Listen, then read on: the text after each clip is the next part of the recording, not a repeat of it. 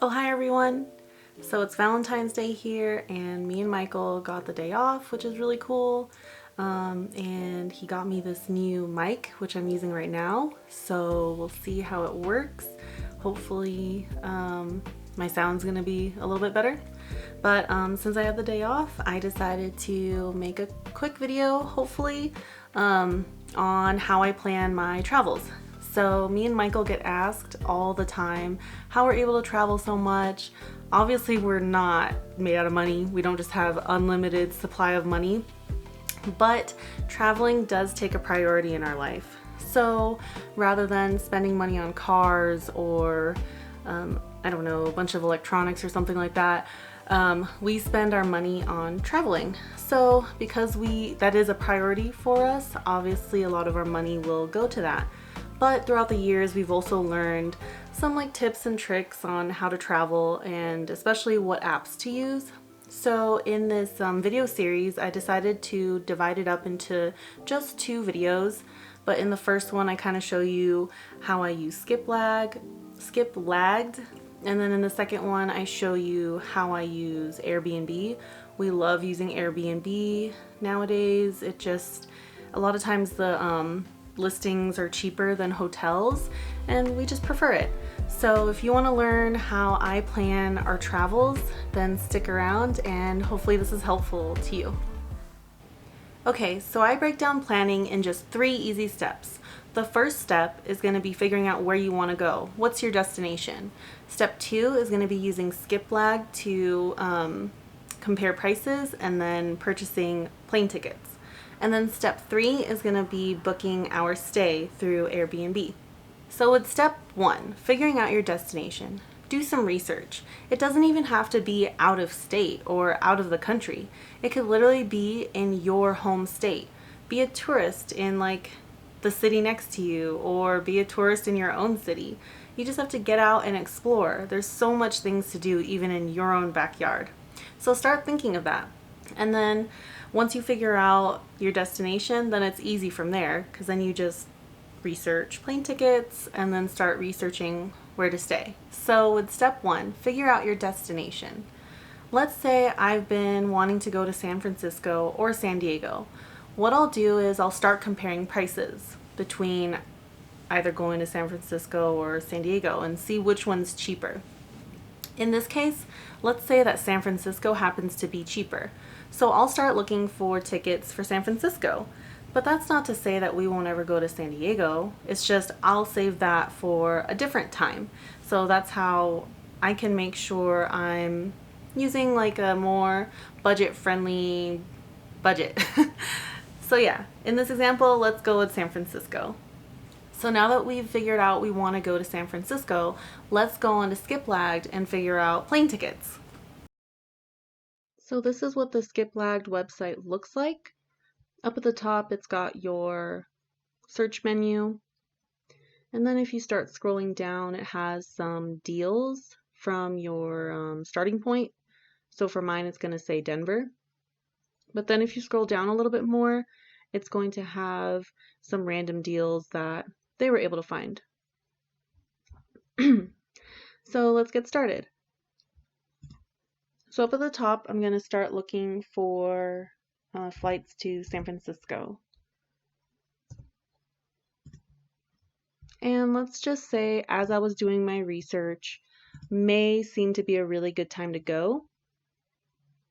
So I'm going to do the 7th. Oh, and I forgot, I always book my flights one way.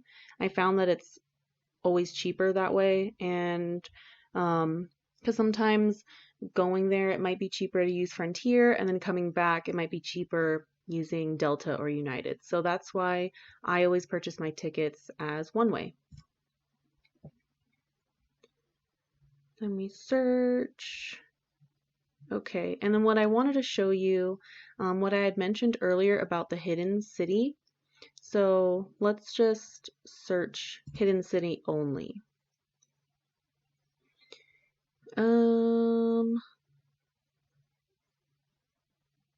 Okay, so let's just go with the first one. Obviously, it's more expensive than what we found in our first search, But let's just say this is way cheaper. So let's say it's $55. As you can see, it goes from Denver. We've got a layover in Seattle. It then goes to San Francisco, but then the final destination for this ticket is Santa Ana. Obviously, I don't know why you would go all this way, but we're not going to Santa Ana. We are going to San Francisco. So I would book this ticket because it just happens to be the cheapest. But we're obviously not going to stop in Santa Ana. So if you were to select this flight, it specifically tells you up at the top that, hey, this is a hidden city, just to let you know, and that maybe you should only bring a backpack or a carry-on. Reason being is if you were to check in a luggage, that luggage is going to end up in Santa Ana and not with you when you get off the plane at San Francisco. Me and Michael have used these type of hidden city tickets a couple times with no issue. Some people are like, oh, it's so sketchy, or oh, that's rude, you're not even going to the final destination. Airlines overbook anyways, so they're always going to make their money. They're always going to find someone who needs to go to that flight or to that destination. So I don't feel bad. So yeah, that's one thing that's really cool about Skiplagged. But in this case, the hidden city isn't the cheapest, so I would probably go with this one because it's only $70. So I would select this one. I actually don't ever book through Skiplagged. I just use Skiplagged as a tool to help me find the cheapest tickets. So what I'll do is I'll go to the actual airline's website and then just search for these dates, verify this flight number, verify the price, and then I'll just buy it through the airline itself. And also a nice thing about the Skiplagged, which I think Google Flights does this as well, maybe some other websites do it too, but when you click on the calendar, it'll go through and show you, the cheapest time to fly.